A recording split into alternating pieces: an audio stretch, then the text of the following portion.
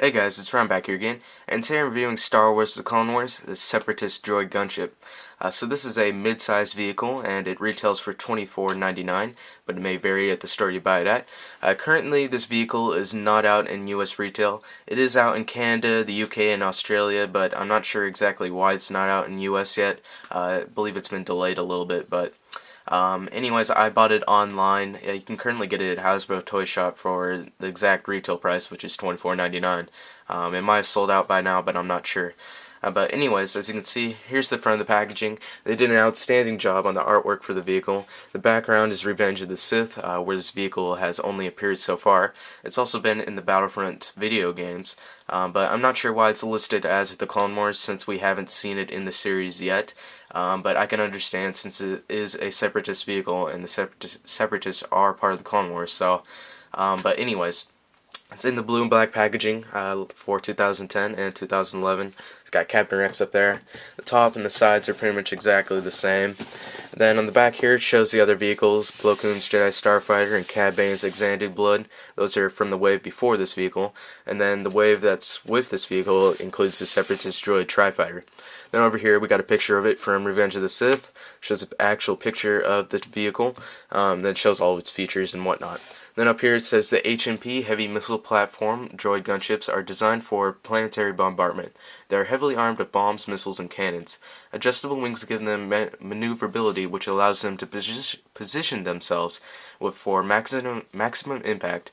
The control pod has a cockpit area for a battle droid to provide support during more complex operations. So that's what the packaging says. So let's go over the actual vehicle now. So the vehicle is actually fairly large. It's not accurate, of course. It's actually supposed to be a lot bigger than what it is right here. But I'm really happy that they decided to make this one after 6 years since Revenge of the Sith has been out. Hasbro's been doing quite a good job of getting all the Separatist vehicles out there. And this is definitely one of my top wanted vehicles to be made from Revenge of the Sith. So anyways, as you can see, this figure is in a, for the base color, it has a kind of a grayish blue color. It's supposed to be a light gray, but it's fairly accurate. It's pretty close to it. For the secondary, it's got this dark blue color, which you can see extends all the way around the vehicle. On the back here, it's got the engines, and they have these little orangish red dots going on them. There's some black up here.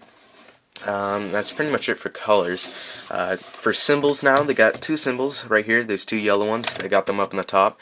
They're basically yellow circles, and they have a triangle in the center of them, and each of the points of the triangle has a circle on them. So it's got two of those up on the top. Then also there's two Separatist logos located on this vehicle. One right here, which you can fairly see right there, and also on the other side, same exact place, it's got another Separatist logo. Then up in the front here, we'll go over the cockpit area. Well, it's technically not a cockpit. This droid gunship is a droid itself, but Hasbro decided to include a a cockpit with the droid gunship because it's basically a play feature. It adds in more play value with the vehicle, and it gets more of the kids to buy it. So even though it's a droid itself, they just include that in there. But they've been doing a pretty good job of hiding the cockpits with the vehicles. They've been doing this with almost all the Separatist vehicles lately, such as the tank droid, the homing spider droid, and even the octopitar droid. They all been hiding cockpits in there, but it's not really supposed to be in there. But anyways, like I said, let's go over the cockpit area. It's got the two eyes for the droid right here, which are red, which you can see. Down here we got the main turret. It has a little missile launching type thing right here. You just flick it from the back. The whole entire turret is on a ball joint, so you can rotate it around, which is pretty cool. Then it's got these two little spike type things, antennas, whatever you want to call them. They're on a hinge joint. I'm not exactly sure why they made these articulated, but it's got those. Then up here you can see there's two bubble turrets, or ball cannons, whatever you want to say. These guys are really cool. I like how they move around. They move in a smooth motion. They're really cool looking. So those just move around how you want to move them. The whole entire cockpit itself is removable. I believe they just made it removable so it can have extra play value to it. I also think they made it removable so it can fit in the packaging well.